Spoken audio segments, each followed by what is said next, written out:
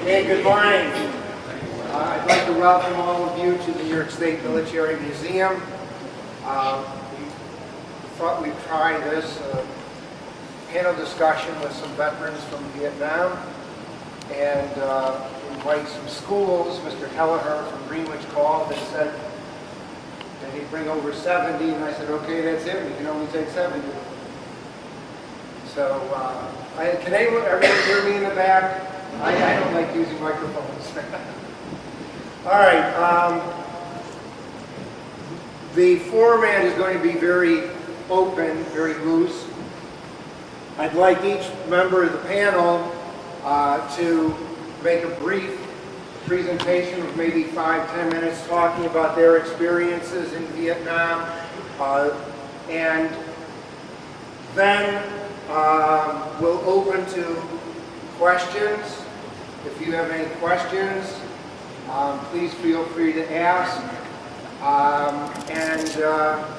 There are some other veterans from Vietnam here in the audience that can also participate if they would like to answer your questions, so that you might get a variety of answers. First thing I'd like is each member of the panel to introduce themselves by telling their name, when they were in Vietnam, and their branch of service. There is a microphone you can pass up and down the table. I knew it. I knew I made a mistake sitting at the end of the table.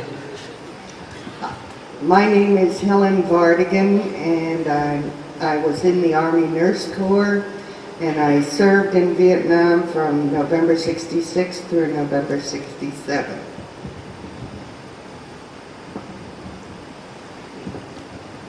I am David Bena. I was in the Marine Corps. I was a bombardier navigator, and I was assigned to Chu Lai Air Base in Vietnam, April 1968 to May of 1969. I'm Jim Durlier. I was in the Marine Corps, served in Vietnam at Chu Lai, 1969 and 1970. I did an extended tour.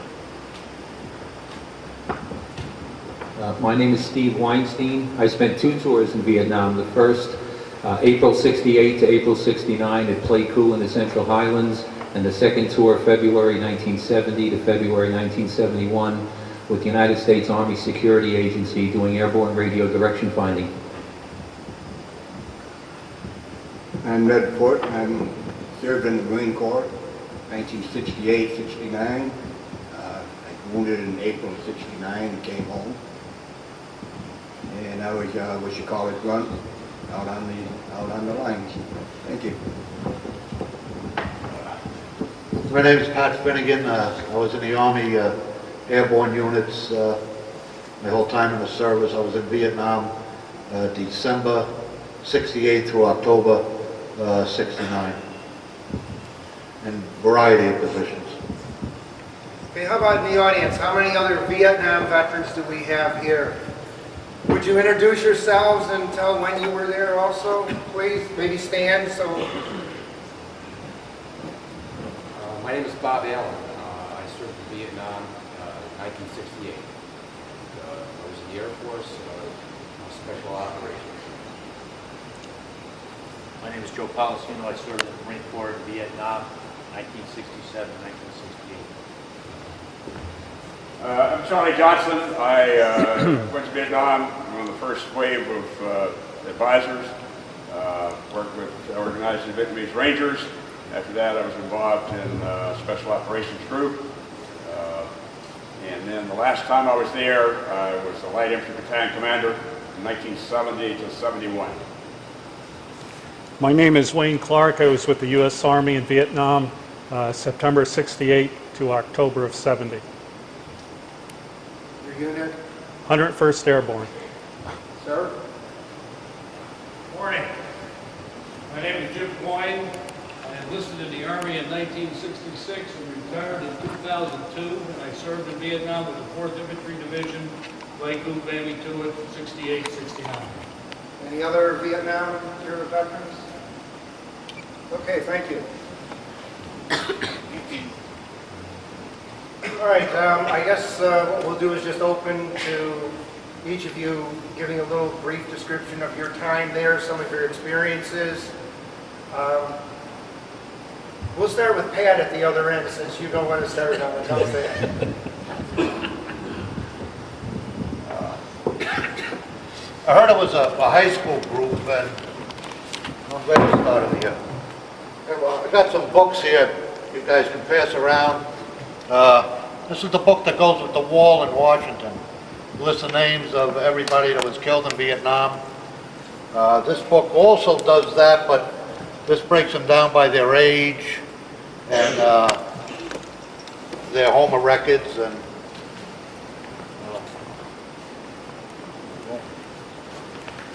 being of a visual generation, which we all are. Careful with that wire there. These are all photo journals. Somebody take some, please. They're heavy.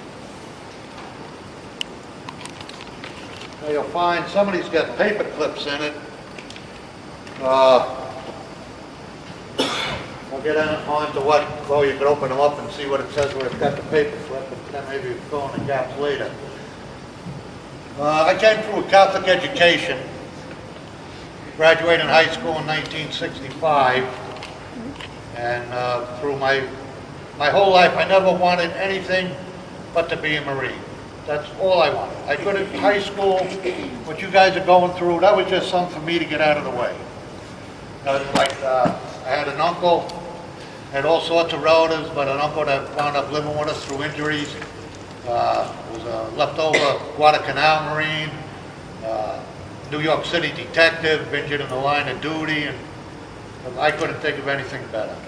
I also had an older brother who came home on leave in July of '66, wearing the 101st patch. He was an officer, OCS officer, Officers Candidate School, meaning that he went through a 6-month program as opposed to 4 years in the military academy or 4 years in a ROTC program. I never seen anything more beautiful in my life than a 101st patch. So my dream of being a Marine is not gonna happen because I'm gonna be a paratrooper. And I ran down to the recruiter and asked them if they could possibly make me an airborne infantryman. He probably laughed to himself and said, well, we'll see what we can do, and off I went. But as much as I hated the Catholic education, it was a good education. And they taught us how to do very well on those tests they give you, and which the military loves to give you. And I did very well on it. So after my infantry training, which was, I had signed up to be an officer myself. I was in there, what they had started at that time, they were going through junior officers pretty rapidly, and a lot of people were resigning. I don't know if we'll get many people to back this up and talk to it, but there was a lot of concern on the senior levels as to what we were doing over there. And commissions were easy to be had. I had an epiphany of my own when I was 19 and realized the last thing I wanted was the responsibility of what we were told would be 44 people in a platoon. I didn't want their lives. I didn't want their responsibility. I dropped out of the OCS program with my 11B, with my infantry training. Instead of getting sent to Vietnam, well, I had to struggle to get back my jump school enlistment promise because I had to waiver that I had to go to OCS. But they gave me jump school back. I went to Bena, got my wings, hoping to get to Vietnam to get with my brother in the 101st. And they chose to send me to North Carolina with the 82nd.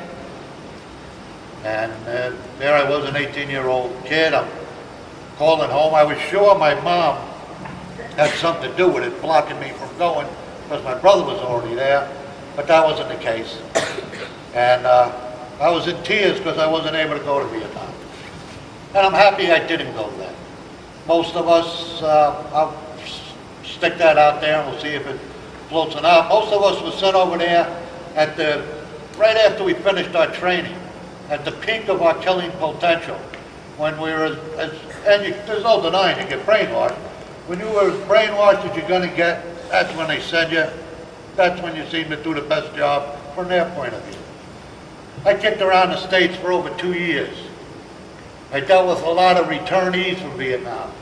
I dealt with guys, battles will mean nothing to many of you people, but maybe some of the vets will recognize them. Carpenter's Crispy Critters, these were 101st guys. Doc Toad, the 173rd Airborne, the unit I eventually wound up with. I Drang, the airborne units of the 1st Cav that were in the I Drang, which was that movie We Were Warriors Once, which is only half the battle, and that's a whole nother story. They told me a whole different story and a whole different reality than the cadre that trained you. Or the people that are training you from a certain point of view because they want certain things out of you.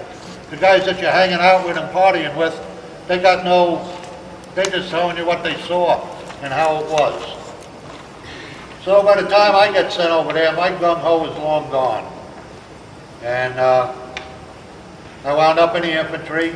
I had an opportunity to get out of the infantry. While I was in the States, I became the morning report clerk for the admin company of the 82nd Airborne Division, which means, and I don't, MASH has been off for a while, but radar O'Reillys of the military actually do run the military.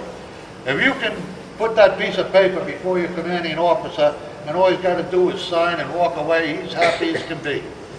And if you're good at it, you're good at it, and I was pretty good at it. I had an opportunity, when I first got over there, I thought I was going to walk right in and be the radar O'Reilly of the 173rd. But there was an officer and personnel that I had had run-ins with back in the States, and he said, no way is that happening, and I wound up stepping off a helicopter to a little, what we got, place called LZ Pony in the middle of the night in the middle of nowhere. Then an opportunity came along again to do the morning reports for the military, which is their main piece of paper. And without that piece of paper, the military stops. And being a paratrooper, you don't get people trained in paperwork that also want to jump out of planes. They don't seem to come together, those personality types. So I was marketable, having this skill in an all-airborne unit. I took that job, and it was great. Where this happened, I was miles away from my battalion. I had 2 hours of paperwork during the day in this nice secure place called Untay, which people in Cameron Bay would have thought of as the sticks, but there in Untay we thought we were living in the middle of Manhattan. This is maybe even safer. Then they broke that down, they shipped us up to work right in our rest ones, right under the battalion. And there, I couldn't do it anymore. I couldn't push. I'm typing up court-martials for guys that I've been in the field with on crap, things that nobody should be hassling anybody over, but military protocol. One of the first things I did when I got to that position was I typed up a recommendation for a Silver Star for a battalion commander who had made it back to the States without his. Turned out it was pretty much SOP within the Army Airborne, within the 173rd anyway.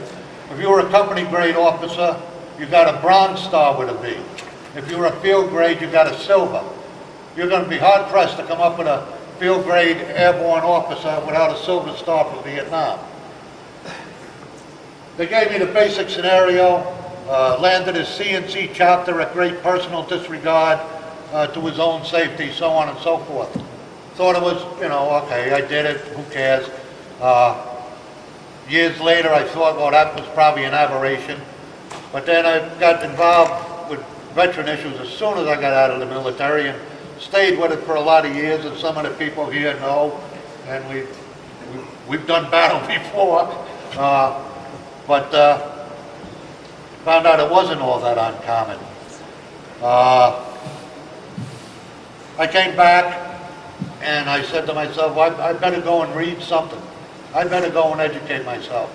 I was willing to go and do this for my country.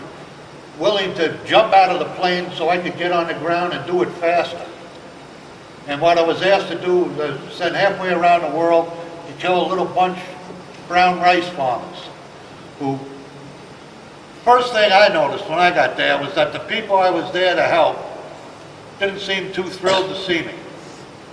You know, they wanted my money, they wanted whatever I could give them as an American, but they, you know, they weren't waving a lot of flags of liberation in my face.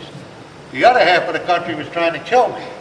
So I quickly, well, I don't know who we have. I don't know who we're helping. This is an Army perspective. Marines got a different perspective. They fought a different war. They'll talk to it. They fought up north. They fought NVA.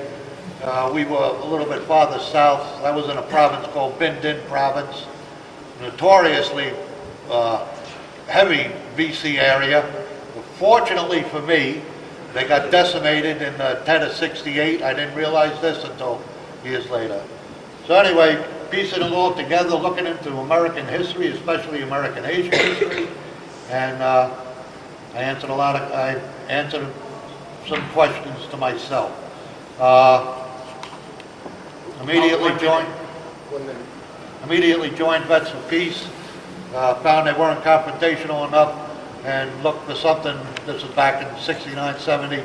Wound up with Vietnam Veterans Against the War, and they got bad-mouthed this past election by a lot of people who, whatever. A lot of people wound up in charge who never even were in the war. You know, the joke, well, I'll just end it there. What's the, you know, the difference between Bush in regards to Iraq and Vietnam is he had a policy to get out of Vietnam. That's. Thank you. Ned? Thanks, Matt. I'm glad to see everybody would like to be a Marine, which I was. I hope all you kids out there are here because you want to be, and you want to learn about Vietnam, and not that you have to be here. So hopefully you'll take something back with you. I'll give you a little different perspective than what Pat had, and I'll tell you what it's like to be in the Marine Corps. I didn't have a lot of choice at that time. I wanted to be drafted into the Army, and somehow I was drafted into the Marine Corps. It wasn't my choice. When I woke up, I found myself in Vietnam. My job in Vietnam was a grunt. That's infantry. I got to walk point, I got to walk tail and Charlie, and all through the DMZ, and that's the dividing line between North and South Vietnam. My job was to try to find the enemy, try to engage the enemy, and go from there to the next hill. We weren't too successful in finding the enemy, but they were very successful in finding us. It's their country. There's two enemies there. It's called the VC, the Viet Cong. That was the ones who were down south. They wore the black pajamas that you may be familiar with. The other regime was the North Vietnamese Army. They're a highly trained army, motivated, and that's who I fought against. Not fought, that's who I walked around the country with. Their tactic was to set up mines, hit us, and take off, and very seldom we got to return fire. And the day I was hit in April of '69, we were just walking a normal patrol inside the DMZ.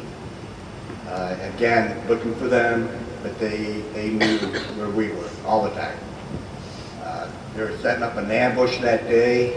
We had an observation plane above us, and they radioed down that they had the NVA right in front of us setting up an ambush ready to attack us. They heard the plane, so they called DD Mao'd out of there. That means they took off. They left one gentleman back, and I call him a gentleman today. I wouldn't call him a gentleman back then. The gentleman today, and he got to set off a landmine. And unfortunately, he killed the two people in front of me, and I lost my leg. So I came home in a different way than most of these veterans did. And some of these veterans will tell you today that about the protesting and all that kind of stuff that went on. I was kind of immune to that part of it. I came through a hospital system, and we had plenty of people coming in to cheer us up and give us gifts and all that kind of stuff. So I didn't know what was really going on in the outside world at that time. I was somewhat aware, but I didn't really care. I had my own things to deal with. And I came out of that situation. I said, I'm not going to be sitting in a wheelchair or anything like that. So I got myself moving. I got my prosthetic leg. And I went to work and worked in a factory for 13 years. And I worked for the post office for 24 years. And I retired 2 years ago. And I'm not going to say a whole lot more until we get back to the questions and answers. I'm sure, hopefully you'll have questions for me. There's a couple questions I will not answer, and I'll tell you that if I get that question. But you can ask me about anything else, and it wasn't all bad stuff in Vietnam. There's a lot of good stories I have in Vietnam. So it's up to you whether you want good stories or bad stories, and I can do either one. But that's about it for now. Okay, thank you, Nick. Steve? Thank you, Nick. My experience is a little different. I grew up in the New York City area and graduated high school in 1965, worked for a year, and then one day came home and found a draft notice in the mail. And I didn't know what to do. And I went down for the pre-induction physical, and I passed. And I said, well, what are my options? I don't want to go to Vietnam and end up in the jungles with a rifle. But then again, growing up in New York City, you think about it, how much worse could it have been? I got shot at in New York City. In 2 years in Vietnam, I never got shot at. So you can figure that out. Recruiter got a hold of me and said, well, we have something just for you. One of the things I took up in high school was I was a ham radio operator, and I still am today. So the recruiter said, we have an organization called the United States Army Security Agency, and this would be perfect for you. Sounded good to me. He said, and they're not in Vietnam. That's all I had to hear. Well, I signed up, which turned out to be a 4-year enlistment. Went through training in Massachusetts in the middle of winter, and I got my orders for Vietnam. And I said, wait a minute, I was just told you're not in Vietnam. Well, technically they're not. They're not called the Army Security Agency. They have an undercover name, because all the work we did was very highly classified. I had a top secret security clearance with crypto access, the highest level you could get. So I basically got lied to, and I was a little angry, but I had no choice. And I remember coming home and telling my mother that I was going to Vietnam, and she didn't know what to think. But before going to Vietnam, I had to go through jungle training. And jungle training happened to be in Massachusetts in February. And I think living in this part of the world, you know that there's no jungles in Massachusetts in February. In fact, the winter of 67, 68, it went down to 35 below zero in Massachusetts. And I ended up with frostbite. And I remember saying, maybe this will keep me out of Vietnam. Well, I got sent to Vietnam while the frostbite was still healing. And I remember some of the looks I got, the big black patches on my face. Like, where'd you get that? Jungle training in Massachusetts. And they looked at you. I got sent to a unit in Pleiku in the Central Highlands, very close to the border of Laos. We had a very big outfit there. What I did was I copied Morse code. All the North Vietnamese communications from Hanoi to all their subordinate units were sent encrypted in Morse code. Our field stations copied those encrypted messages, and we had these guys who broke the codes, and in turn knew the troop movements, knew what unit was where, what their plans were. It was an interesting job. I worked 12 hours a day, 6 days a week, sitting in front of a typewriter copying code, which being a ham operator was not bad. The only problem is that occasionally a few rockets would land on our base. And one night while I was working, a rocket hit one of our trailers, and 3 fellows were killed. And that's when it sort of struck home that this can happen to you anywhere. You don't have to be out in the jungle. You could just be sitting there. Managed to go through the year in Pleiku and got sent back to the United States, to a place called Vin Hill Farms in Virginia, right outside of Washington. And basically I was painting rocks. And I still had like 2.5 years left on my enlistment. I'm going like, what am I doing here? And then I got orders to go to a place called Shimia. Shimia is one of the last islands on the Aleutian chain. It is a very remote place. And I said, I do not want to go there. So I went to my commanding officer and I said, if I volunteer to go back to Vietnam for a second tour, will you let me out when I get home? So he looked at me like I was crazy. He said, what do you want to do that for? I said, well, why should you send somebody there who doesn't know the mission?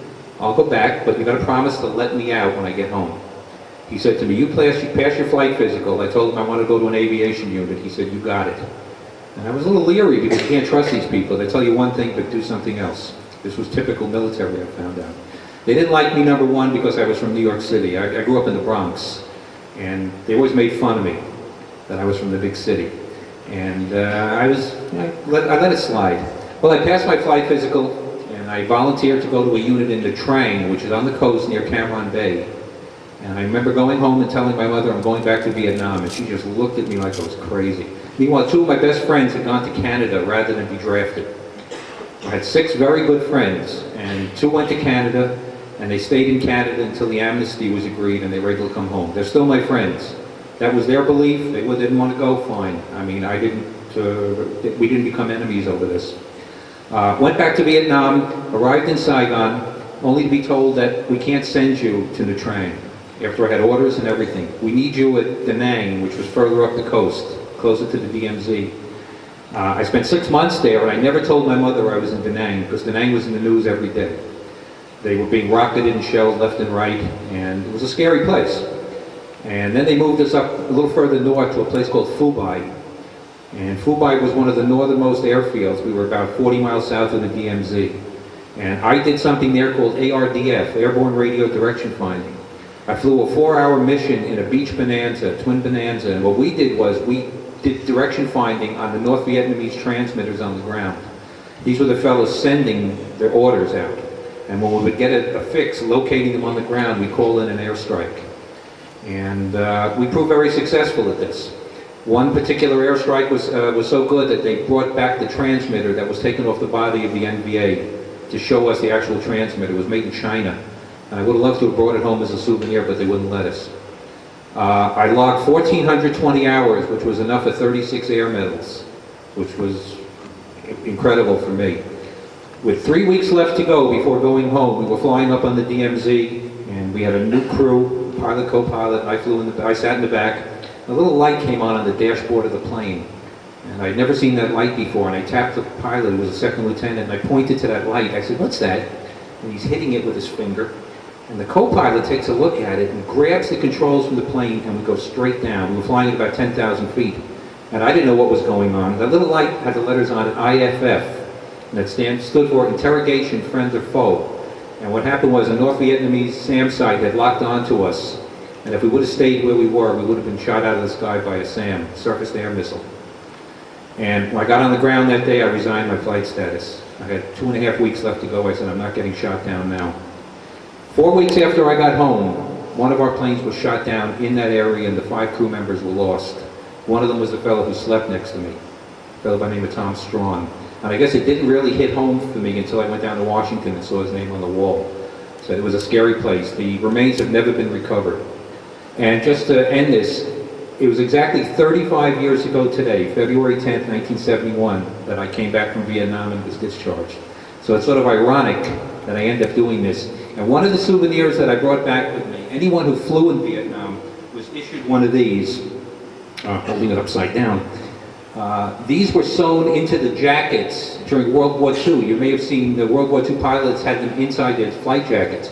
But what this was called was a blood chit. And if you were shot down over there and you happened to give this to a friendly, if they could get you back to your unit, they'd be rewarded for it. And it was folded up with all my stuff for 30 years before I found it and pulled it out. There's 17 languages there. And I thought it was an interesting souvenir. I'm going to try to have it pressed and framed. And it's just, I don't know how many lives these saved in Vietnam. I really don't, but it's a very unique souvenir. So, and also one other quick comment. I've made 3 trips back to Vietnam in the last 5 years. And it's an incredible place. As I said, I'm a ham radio operator, and I was the first American to go back to Vietnam to operate ham radio. This is a QSL card. When we make contacts around the world, we send these cards in. It's a picture of my friend Les and I in Saigon.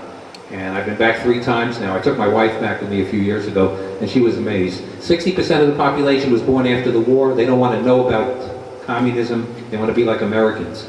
Just had a wonderful time there. It's a beautiful country, and I'm just glad I came home in one piece. Thank you. I had some good leads here. I was also a high school graduate in '65.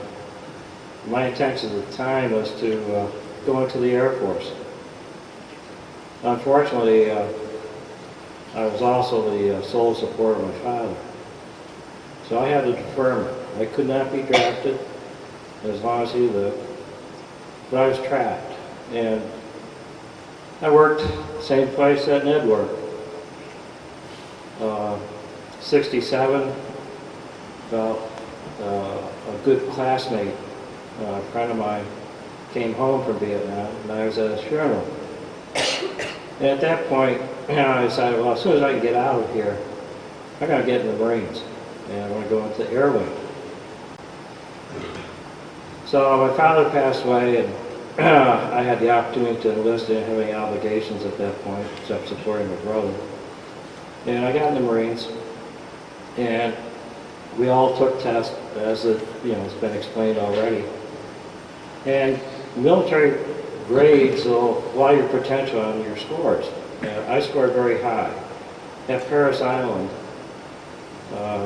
they had 3 of us in a platoon. They brought us over and said, wow, you ought to go to Quantico, become an officer. We had almost all of Paris Island finished. So to become an officer, you go through the boot camp again. I said, no way. I'm not going to go through these games again. So they didn't get any people to get into the OCS program. I had aviation guarantee, which I figured I would be able to get into helicopters. I was hoping to even some scores. Get transferred out to Memphis to school. And my scores, I can pick out the schools I want, put down helicopters. They came back with a new term to me, needs of the Corps. If the military needs you, the Marine Corps needs you for something else and you qualify for it, that's where you're going. It's not your choice anymore. So I ended up going to electronic schools. And I did well in those. So I get finished with that. I said, well, I'll get into radio and communications. I can get a helicopter squadron that way.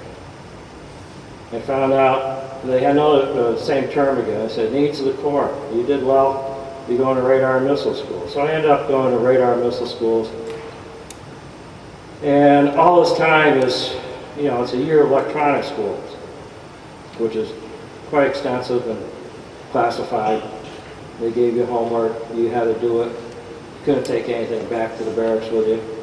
And if you flunked or you failed out and said, hey, I want to get out of this place, they threw you in a brick, literally.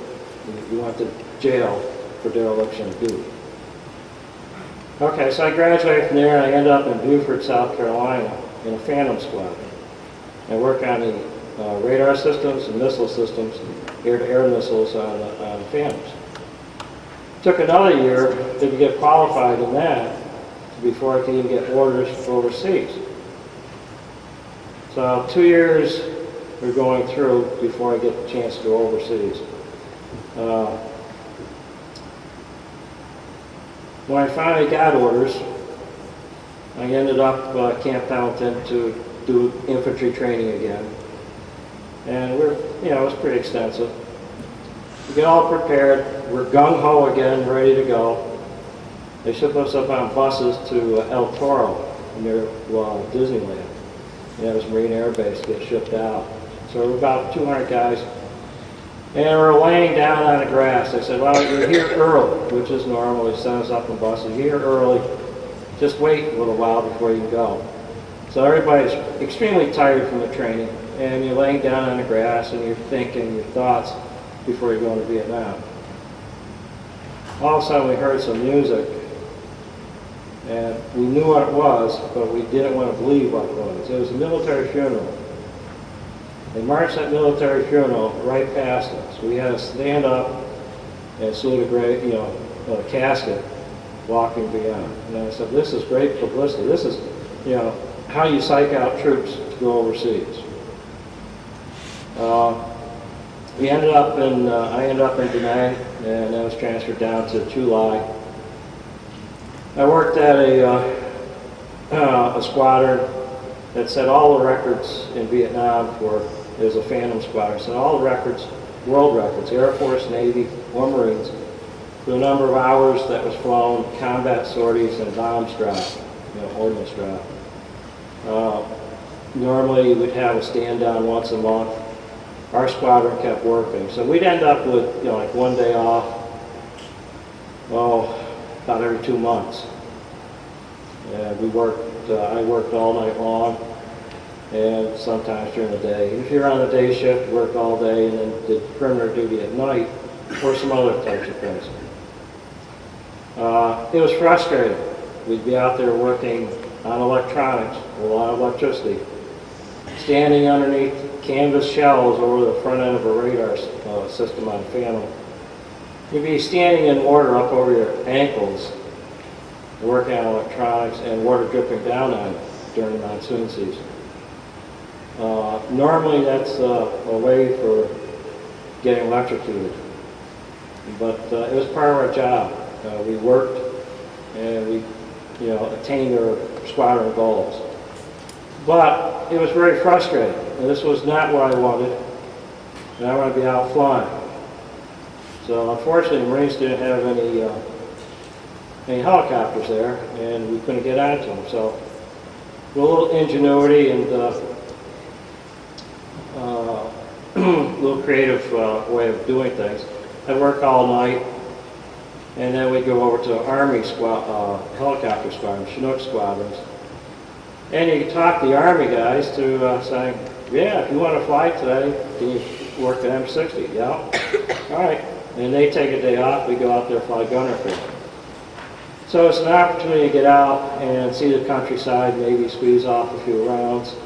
And it was a tremendous break from the job that I was doing. It provided me the opportunity to fly over sites like My Lai, a year after the investigation, or a year after the occupation and the destruction of the community. I got around all of Southern I Corps, got to all the Army bases, came back, and I was about ready to get transferred back to the States. My 13-month tour was over. Coming up, be over, and they said, well, would you like to work on a monthly detail? And I said, what is it? It was for the PX, so I said, sure. So I ended up, instead of going to RPX, I ended up going up to the Chulai headquarters PX. And they wanted Marines in there to break up some of the corruption and black marketeering, because it was Army PX with Filipinos and American civilians and Vietnamese, and it was quite a mess and a beautiful place for corruption. So I ended up with the Army for a month, and ended up basically getting an accommodation from the Army, selling the commanding officer, the general of the Americal Division. He had ordered a stereo set from Japan, probably worth $2,000 or $3,000. I changed the order, so I found a way of doing a little radar O'Reilly, and I sent that to the Marines. And the Marine officers thought that was fantastic. And I did too. So instead of being there for a month, I ended up there for 2 months. And it gave me an opportunity to work with a lot of Americal people. The hospital was right next to us, so I met some of the nurses and doctors there. I made a lot of good friends with the Army, and I made a lot of good friends, and always tried to help the troops in the field. So that was my perspective. Marines, you're all infantry, even though you're in aviation. And when the Army infantry needed something, if I could help, and I had ways and means of helping, I would do it. Generally, the Army headquarters people, it was all for them. It was a different attitude. I extended for another 6 months, and I got shipped home. I was trying to go to Israel, for a free leave, 30 days. And I came up with another military term. Israel's too dangerous.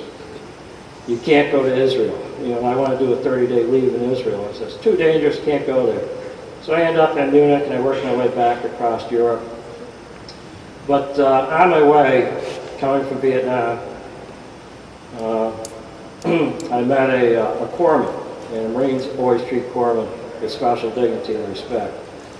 We were in Okinawa. We spent about 3 or 4 days in Okinawa carousing and waiting for our flights and orders and paperwork to get straightened out.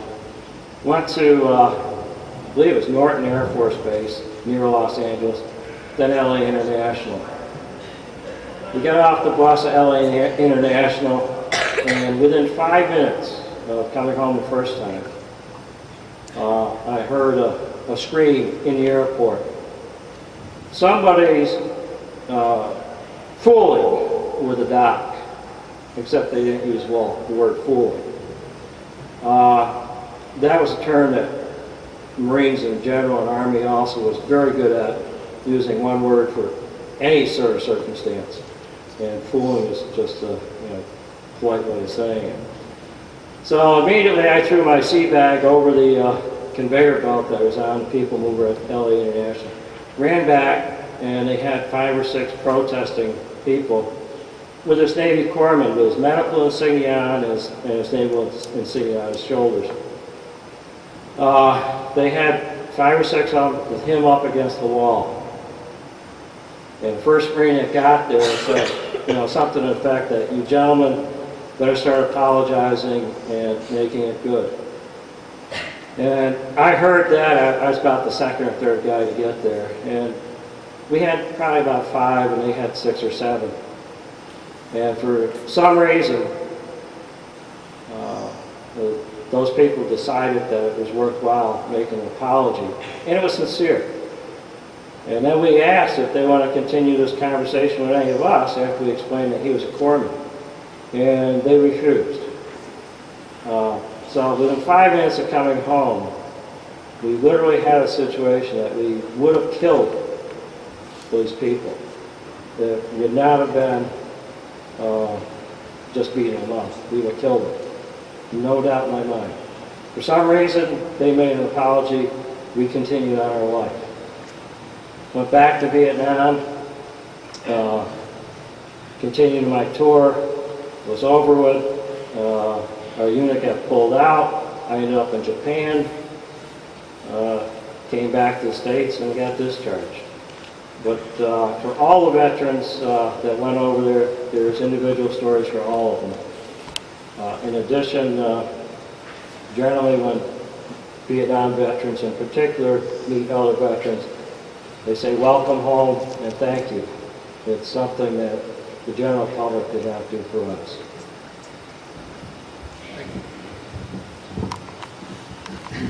You're all from Schuylerville? Is that right? Greenwich. Well, see, I'm from Schuylerville. That's why I got that mixed up. I went to Schuylerville High School. The toughest team we had to play was Greenwich, the Green Witches. When I was running up and down the football field, I didn't realize that I would be in a war. I never even thought about it. When I finished high school, I went off to college and graduated in 1965 and accepted a commission in the Marine Corps as a 2nd lieutenant. Still didn't really know what was going on, but it was just the way things went. I went through a 6-month school called the Basic School, where I learned mostly about being an infantry officer. And I also learned that I could go to flight officer school. Although I didn't have 20/20 vision, so I couldn't be a pilot, I did have 20/40 vision, which meant I could be a bombardier navigator. And so when I finished the basic school, I went to Naval flight officer training and became a bombardier navigator in an airplane called the A-6 Intruder, which was a fairly new airplane.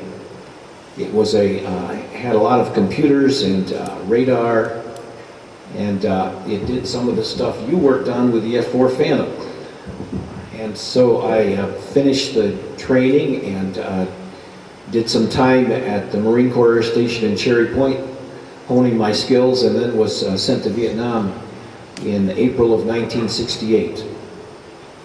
I was at a place called Chu Lai, which is about 70 miles south of the demilitarized zone.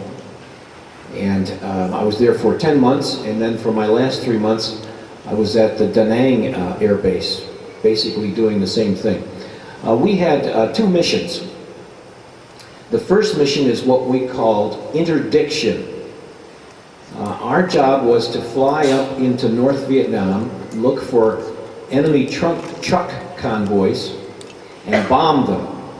The trucks were carrying ammunition, guns, supplies, and North Vietnamese troops down to South Vietnam. Every time we could destroy a truck, it helped our American troops down in South Vietnam, because that was one less truckload that would get south. We did that 7 nights a week. Once in a while we'd get a day off. And in the daytime I had what we called collateral duty, which meant I had a ground job as well, and I was the aviation safety officer for a while, and I was also maintenance officer.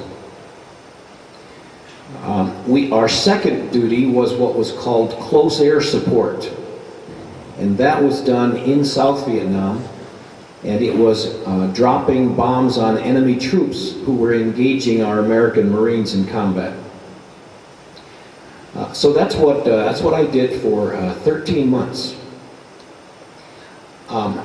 We'll talk later probably about what the effect of the war was and what America did there. We had something that we called the Domino Theory back in those days, and that was the communism was making its presence known around the world, and its goal was domination of the world by communist governments. This was tested in Indochina, and the theory was if they could knock off nation after nation and bring them under communist government, eventually they would have a large block of communist nations and be able to have extensive influence in the world. And the idea was Vietnam, then Laos, then Cambodia, then Thailand, Malaysia, Indonesia, the Philippines, and maybe even Australia. That was the goal of the communist regime. We were not entirely successful as a nation in stopping the Domino Theory from taking effect. We did not save the people of South Vietnam from communist regime. But if you'll look today, neither Thailand, nor Malaysia, nor Indonesia, nor the Philippines, nor Australia is under communist domination. I'd like to think that we had an effect in curtailing this communist movement. So I feel proud to have served when I did. We probably didn't do everything right, but I think we did everything as best we could. Thank you.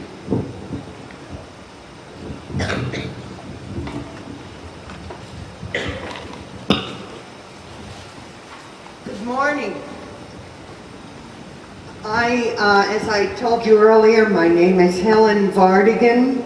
I was raised in Waterville, New York, and I went to Catholic High in Troy, New York, which I understand has a pretty good women's basketball team. Why did I join the Army Nurse Corps? Well, I was a product of the Kennedy era. I graduated from SUNY Plattsburgh, their nursing program, in 1963. But most of my colleagues and myself listened to John F. Kennedy's inauguration address when he said, "Ask not what your country can do for you, but ask what you can do for your country." So when I graduated from college, my classmates, some of them joined the Peace Corps, Some of them went down south to help Black Americans register to vote. And in 1966, 2 years after I graduated, I joined the Army Nurse Corps.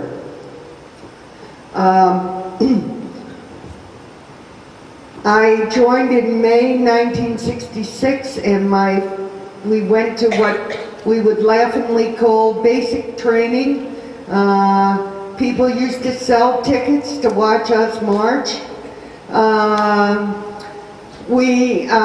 can remember saluting jeeps because someone told me if you see a car with a star on it, salute it, whether anybody's in it or not. Well, what they didn't tell me was every jeep had a star on it, and what they were referring to was a flag, a little red flag, which was attached to the fender, okay? And one time I was marching my troops and we went right over the curb, and the guy said to me, "What leadership? I mean, if that was a cliff, they would have all followed you." So, but some of the things we learned how to do were to use the military paperwork in the hospital. We learned military courtesies. We spent some time in a field hospital away from, we were down at Fort Sam Houston, Texas, and we also spent some time with chemical, biological, and nuclear warfare, learning about that. And how to treat patients who were subject to that. We spent 6 weeks doing that, and then I went to my first assignment, which was Fitzsimmons Army Medical Center, which is located in Denver, Colorado. And I got there in July, and in September, Labor Day to be exact, of '66, I volunteered for Vietnam. And I was a first lieutenant at the time. So about 2 months later, I got a phone call stating, "How would you like to go to Vietnam?" And I said, "Would you mind if I brush my teeth first?" Because they woke me up. I was working the evening shift. So in November, the end of November, a couple of days after Thanksgiving, I went to Vietnam. And there were a bunch of us from various hospitals throughout the United States. Now, I don't like to fly. So when I got to San Francisco International Airport, I met some colleagues of mine that I knew, and one of them I owed $5 to. So I said, "I'm buying." So we had our first Brandy Alexander. And this was at 2 in the afternoon. We were supposed to report at 4. So to the desk. And at 4 o'clock, we got to the desk and they said, "You're not leaving until 6. So at 5:30, the major gave us a direct order to stop drinking. And so when I got up in the plane, we're sitting there, my friend Flo and I, and they bring this clear substance in front of us. And I said, they served a chicken dinner, and I said, "Flo," they gave us a finger bowl. I put my fingers in it, put it up to my lips, and I said, "Flo, this ain't water, it's champagne." So anyway, I slept most of the trip to Vietnam. And I said, if we crash, we crash. So anyway, when I got there, we landed in Saigon. It was a rather steep descent. And when we got down there, the chief nurse met us. And it turned out that we were going to be part of a brand new hospital. And it was called the 12th Evac. and that we went by convoy through the jungle and the roads to a place called Cu Chi. Cu Chi was about 15 miles east of the Cambodian border. And that's spelled C-U-C-H-I. And we weren't really near any oceans or anything like that. We got to the compound, and we thought we would be living in tents, and it turns out we were living in hooches, H-O-O-T-C-H-E-S, which were wooden structures with tin roofs and screens on the window and cement floors and a cot. We were very, very grateful that they weren't tents. So everything is relative. We had a shower in the back, but we didn't have any sinks for about the 6 months, the first 6 months we were there. So we did everything in the shower. We did our wash, we peeled potatoes, and we took a shower. We had toilets, but they were latrines, and they were out behind the hooches. And they were 3-holers, and there was a flip lid in the back, and the Vietnamese women would take the cans out, usually while you were sitting on it, and you'd be yelling, "Wait a minute." You didn't throw your cigarette butts in the can because they put some kind of fuel in there, and talk about aspirin, you know, that could be a little bit dangerous. So we were very careful about smoking in the john. Now, some general was kind enough to give us toilet seats that we put over these, so it was a little more comfortable sitting in it. Anyway, again, everything is relative. Army nurses are all this way. I know it. My hospital, as I told you, was the 12th Evacuation Hospital. And we supported the 25th Infantry Division, which was the most wonderful group of men that I have ever known and will ever know. As I said, we were not part of them, but we supported them. So our hospital was right in the base camp with them.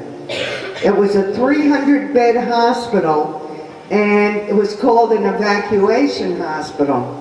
Now, during World War II, there was, and by the way, I wasn't, you know, in World War II, contrary to popular opinion. The evacuation hospital was further back from the front lines. The surge hospital was right up in front. So they would take, and what would happen is, during World War II, the field medic would first take care of the patient, and then he'd send them back to a battalion aid station. And then from there, he'd go to a surge hospital.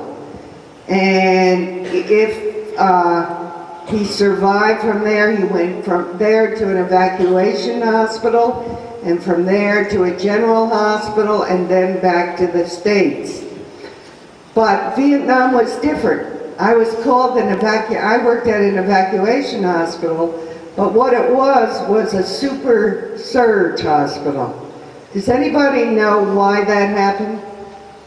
Anybody? Don't be afraid to answer. What was different in Vietnam than World War II? What piece of equipment was available? Yes, sir. You got it. First of all, there were no front lines in Vietnam. The enemy was around our base camp, so you didn't go for walks outside the perimeter. And what would happen is, the battlefield, the medic would take care of the patient first, And then they'd call in for dust-off choppers who were very, very brave men. And they would pick up the patients and get them to the nearest hospital. So 95% of our patients came directly to us from the field. So we were able to save more lives than during World War II because we got them almost immediately. And during the time I was there, we supported 3 major operations of the 25th Infantry Division during the year I was there. And that was Operation Manhattan, Operation Cedar Falls, and Operation Junction City.